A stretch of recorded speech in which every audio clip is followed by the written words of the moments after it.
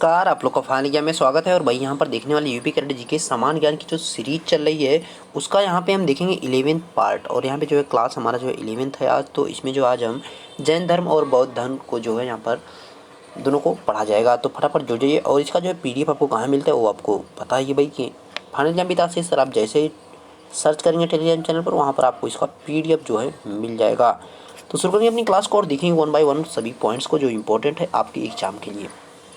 Next देखिए यहाँ पे आपके लिए पहला है क्या कि भाई जैन धर्म की अगर बात की जाए भाई इसमें जो है इंपॉर्टेंट क्या क्या है तो वो चीज़ें आपको यहाँ पे लिखा जाए। केवल इंपॉर्टेंट जो चीज़ें वही चीज़ें आपको बस पढ़ना है, वो पर एक्स्ट्रा आपको फाइट कुछ भी नहीं पढ़ना है।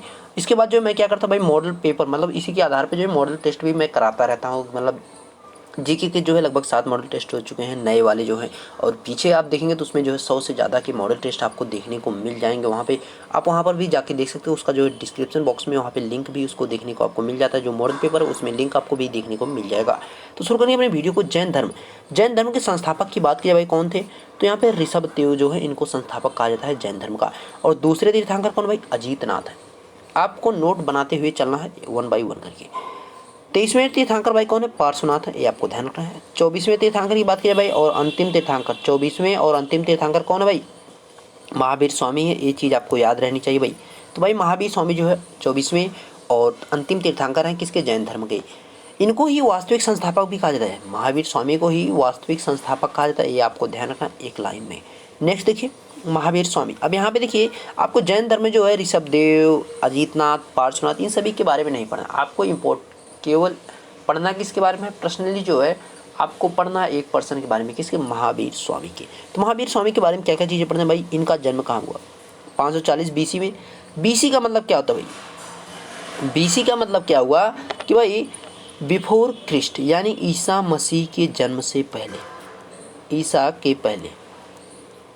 ये आपको ध्यान रखना है। ईसा पूर्व रहता है इसका मतलब है ईसा पूर्व, ईसा मसीह के जन्म के पूर्व। ईसवी अगर हो गया तो भाई इस ईसा मसीह के जन्म से, ईसा मसीह के जन्म से ईसा पूर्व है तो मतलब ईसा मसीह के जन्म से पहले के। मतलब एक जो फर्स्ट सेंचुरी हमारी उसको जो बेस माना जाता है उससे पहले जो है वो मतलब 540 है। तो घटता घटता भी आएगा 483 पे आएगा। इस प्रकार से वो घटता हुआ यहाँ से पीछे हो आएगा। ये चीज़ आपको ध्यान रखना है। मतलब हम उसको घटा के कहाँ लेके आना एक के पास, उसके बाद एक से फिर बढ़ना शुरू करेंगे 2 3 4 5 6 इस प्रकार से हम बढ़ते हुए आगे जाएंगे। ये चीज़ आपको ध्यान रखना है। ओके। महावीर स्वामी का जन्म जो है 540 BC में जो है कुंडग्राम वैशाली में बिहार में हुआ था। इनके बचपन का नाम की बात की भाई क्या है वर्धमान है, ये आपको ध्यान रखना है। महावीर स्वामी के जो है बचपन का नाम क्या वर्धमान है। महावीर स्वामी के संबंधी में नाम पिता कौन थे भाई सिद्धार्थ थे, माता कौन थी भाई त्रिशला थी, भाई नंदीवर्धन और पत्नी यशोदा, पुत्री अड़ुज्जा और जिनका दूसरा नाम क्या था प्रियदर्शनी। दामाद भाई कौन थे प्रियदर्शनी के पति यानी तो जामाली थे। ये आपको ध्यान रखना है। कहीं कहीं आपको मतलब मिलेगा कि भाई प्रियदर्शनी की शादी नहीं हुई थी, लेकिन जो है मतलब कहीं कहीं पे आपको देखने को भी मतलब आपको याद रखने वाला है ये चीज़ को। नेक्स्ट देखिए महावीर स्वामी को ज्ञान की प्राप्ति कहाँ है भाई रीचपालिका नदी के तट पर जम्बिक नामक गांव में जो है वहाँ पर उनको ज्ञान की प्राप्ति हुई। और उनको ज्ञान की प्राप्ति कौन सी वृक्ष साल वृक्ष के नीचे जो है उनको ज्ञान की प्राप्ति हुई थी भाई महावीर स्वामी को। महावीर स्वामी ने अपना पहला उपदेश कहा दिया राजगीर में। कौन सी भाषा में पाली भाषा में। राजगीर बिहार में उन्होंने पहला उपदेश अपना दिया। राजगीर या राजगिरी भी आपको दे सकता है, कोई दिक्कत नहीं है। महावीर स्वामी ने सर्वाधिक उपदेश मतलब सबसे ज़्यादा जो उपदेश दिए कहाँ पर दिए तो भाई अच्छा किस सर्वाधिक उपदेश प्राकृत भाषा में, ये आपको ध्यान रखना है। प्राकृत भाषा में इन्होंने दिए सर्वाधिक उपदेश जो इन्होंने प्राकृत भाषा में दिए, ये चीज़ आपको ध्यान रखना है। ओके। और इनका जो है महावीर स्वामी के द्वारा प्रचार के माध्यम की भाषा को भी इसी को बनाया गया था। यहाँ पे जो है इसी को प्रचार के माध्यम की भाषा को भी बनाया गया था, ये चीज़ भी आपको ध्यान रखना है। नेक्स्ट देखिए महावीर स्वामी के प्रथम शिष्य कौन थे भाई जामाली, उनके दामाद ही थे। प्रथम शिष्य उनके बने उनके जामाली। महावीर स्वामी के अनुयायियों को जो है निग्रंथ कहा जाता है। महावीर स्वामी की मृत्यु कब हुई 468 BC में जो इनकी डेथ हो जाती है, ये आपको ध्यान रखना है। 468 BC में जो इनकी डेथ हो जाती है और पावापुरी नालंदा में होती है, पावापुरी में ही उनकी डेथ हो जाती है। और इनकी मृत्यु के बाद होता क्या है कि भाई जैन धर्म जो है दो मतलब संप्रदाय में विभक्त हो जाए, 2 पार्ट में डिवाइड हो जाता है। एक श्वेतांबर हो जाता है, एक दिगंबर हो जाता है। श्वेतांबर भाई जो श्वेत वस्त्र धारण करते हैं, दिगंबर जो नग्न रहते हैं। श्वेत वस्त्र धारण करने वाले अनुयायियों को क्या कहा गया श्वेतांबर कहा गया। और नग्न जो रहते थे जो नंगे रहते थे बिना कपड़ों के तो उनको क्या कहा भाई दिगंबर कहा गया। नग्न रहने की शिक्षा जो जैन धर्म में नग्न रहने की शिक्षा दी गई तो भाई किसने दिया था महावीर स्वामी के द्वारा ही दिया गया था, ये भी आपको याद रखना है। यानी जैन धर्म में महावीर स्वामी के द्वारा ही नंगा रहना जो है ये बताया गया था या सिखाया गया था। जैन धर्म के त्रिरत्न कौन भाई? सम्यक दर्शन, सम्यक ज्ञान, सम्यक आचरण। ये जो है जैन धर्म के क्या भाई? त्रिरत्न है। और 5 महाव्रत कौन कौन से? सत्य, अहिंसा, अस्तेय, अपरिग्रह। ये 4 तो पहले से। अब महावीर स्वामी के द्वारा इसमें ब्रह्मचर्य जोड़ दिया, यानी 5 अब टोटल हो गए। आपसे ये भी पूछ सकते हैं जैन धर्म में जो 5 महाव्रत है उनमें कौन सा जो है महावीर स्वामी के द्वारा जोड़ा गया? भाई ब्रह्मचर्य हो जाएगा, ये आपको ध्यान रखना है। ओके, यानी शादी आपको नहीं करनी है। नेक्स्ट आपका आएगा भाई बौद्ध धर्म। बौद्ध धर्म आपको पढ़ना है, उसमें क्या क्या पढ़ना है देखते हैं। बौद्ध धर्म के संस्थापक किसको कहा जाता है भाई? गौतम बुद्ध को कहा जाता है। बौद्ध धर्म का जो संस्थापक है गौतम बुद्ध को कहा जाता है, ये चीज़ आपको याद रखना है। गौतम बुद्ध का जन्म कहाँ भाई? 563 BC लुम्बिनी। कपिल वस्तु वर्तमान कहाँ है भाई? नेपाल में पड़ता है। वर्तमान में जो है लुम्बिनी कहाँ पड़ता है? नेपाल में पड़ता है। गौतम बुद्ध के बचपन का नाम क्या भाई? सिद्धार्थ। ये आपको ध्यान रखना है। सिद्धार्थ आप देख सकते हैं महावीर स्वामी के पिता का नाम था, जबकि यहाँ पे क्या है? गौतम बुद्ध के बचपन का नाम सिद्धार्थ है। गौतम बुद्ध का दूसरा नाम क्या भाई? शाक्य मुनि है। ये चीज़ आपको ध्यान रखनी है। बुद्ध का अर्थ क्या था भाई? बुद्ध का अर्थ होता है ज्ञान। नेक्स्ट आप देखेंगे सिद्धार्थ गौतम बुद्ध, मतलब सिद्धार्थ यहाँ पे कहेंगे आप, क्योंकि तब गौतम बुद्ध नहीं बने थे। सिद्धार्थ जब कपिलवस्तु की ओर, यानी जो उनके राज्य की राजधानी थी उसकी तरफ जब निकले तो उन्होंने सैर करने के लिए सारथी चन्ना के साथ निकले। तो उन्होंने निम्न 4 दृश्यों को देखा था। पहला, तब देखकर संन्यास लिया था। पहला क्या देखा भाई? उन्होंने बूढ़ा दिखा व्यक्ति, बूढ़ा व्यक्ति देखा, उसके बाद बीमार व्यक्ति, उसके बाद 100 देखा, उसके बाद सन्यासी। अब हुआ क्या? इसका मतलब कि भाई उनको जो है हमेशा क्या महल में जो है रखा जाता था बचपन से, मतलब उनको कभी बाहर नहीं जाने दिया जाता था, क्योंकि वो जब पैदा हुए थे तो उसी समय जो है एक सन्यासी ने बता दिया था कि आपका जो है बेटा जो है बहुत बड़ा सन्यासी बना। इसी डर से जो है महाराज हमें जो है इनके पिताजी जो थे सुद्धोधन जो थे वो हमेशा जो है इनको महल में ही रखते थे, इनको कभी बाहर नहीं भेजते थे। ये चीज़ आपको ध्यान रखना है। अब क्या हुआ कि भाई यहाँ पे तो भाई इनके जो है यहाँ पर बाहर इनको नहीं जाने दिया जाता था। ये चीज़ आपको ध्यान रखना है। भाई इनको बाहर नहीं जाने दिया जाता था, फिर होता क्या था? तो ये हमेशा महल में ही रहते। जब एक बार ये बाहर जाने की सोचे तो भाई महल को पूरी तरह से एकदम सजवा दिया जाता था। तो ये कभी देख ही नहीं पाते थे, मतलब लगता था कि मतलब बहुत चहल पहल है, मतलब बहुत सभी खुश रहते थे, सभी को मतलब खुशी दिया, सभी को मतलब जैसे कि अच्छे अच्छे कपड़े पहना दिए जाए तब इनको बाहर निकलने। लेकिन एक बार ये चोरी से बिना अपने पिताजी को बताए हुए निकल जाते हैं, पैदल ही निकल जाते हैं अपने सारथी चन्ना के साथ। और ये जब घूमते रहते थे इन्होंने पहले देखा कि भाई एक जो है बूढ़ा व्यक्ति है, बीमार व्यक्ति है, तो उसको इन्होंने हाथ लगा दिया। तो इनके सारथी ने कहा भाई आप उनको हाथ ना लगाएं, वो बीमार है, उसको कोढ़ हुआ है, आपको भी हो जाएगा।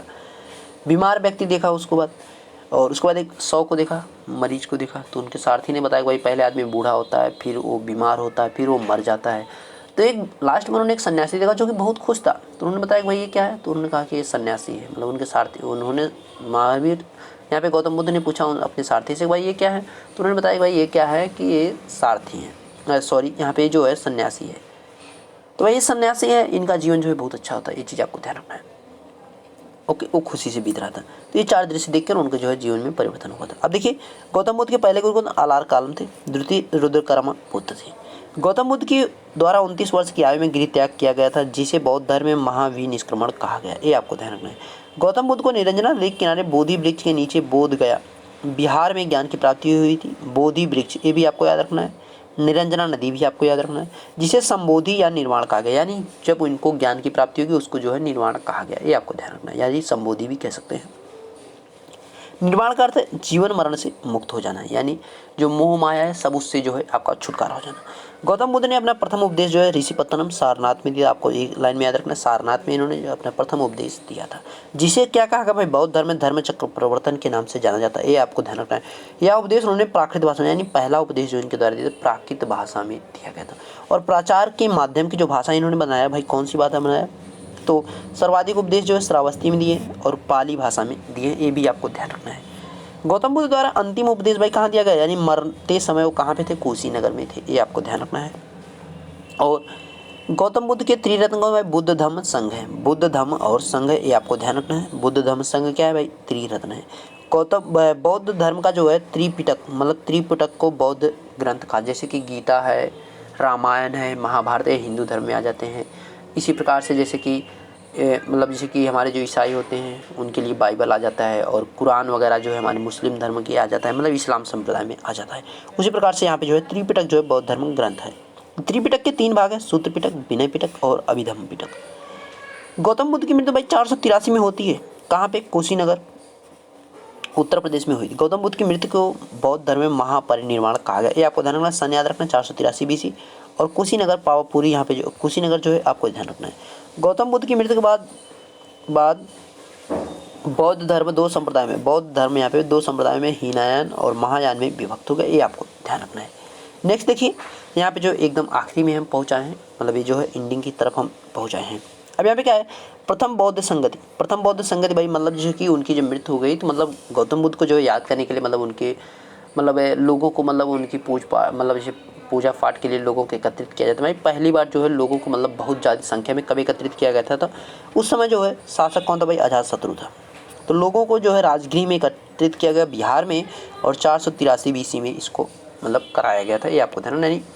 प्रथम बौद्ध संगति 483 BC में किसके शासनकाल में, अजातशत्रु के। कहाँ पे हुई, तो राजगृह बिहार में। अभी मैं इसको ट्रिक भी बता दूंगा। द्वितीय बौद्ध संगति कहाँ है भाई, 383 BC में वैशाली बिहार में कालाशोक के शासनकाल में हुई थी। तृतीय बौद्ध संगति भाई 255 BC में पाटलिपुत्र बिहार में और अशोक के शासनकाल में हुई थी। चौथी बौद्ध संगति प्रथम शताब्दी या 76 ईस्वी भी आप कह सकते हैं, कुंडलवन जम्मू कश्मीर में और कनिष्क के शासनकाल में हुई थी। इन चीज़ों को देखिए कैसे याद रखना है आपको भाई, इसके लिए आपको ट्रिक है। तो भाई यहाँ पे पहले एक राज है, एक लड़का है राज, और यहाँ पे है वैशाली। राज हैं और ये वैशाली हैं, ये भाई दोनों को जो है यहाँ पे भाई अपना इनका दोनों का सम्मेलन होता है। एक दूसरे से दोनों काफ़ी भाई प्रेम करते थे, तो भाई दोनों क्या करते हैं ना, मिलने का विचार बनाते हैं। भाई क्या है कि दोनों मिलने का विचार बनाते हैं, तो कहते हैं चलो भाई कहाँ मिलते हैं, पटना में, यानी पाटलिपुत्र। पाटलिपुत्र भैया वर्तमान क्या है, पटना है, पहले पाटलिपुत्र ही हुआ करता था।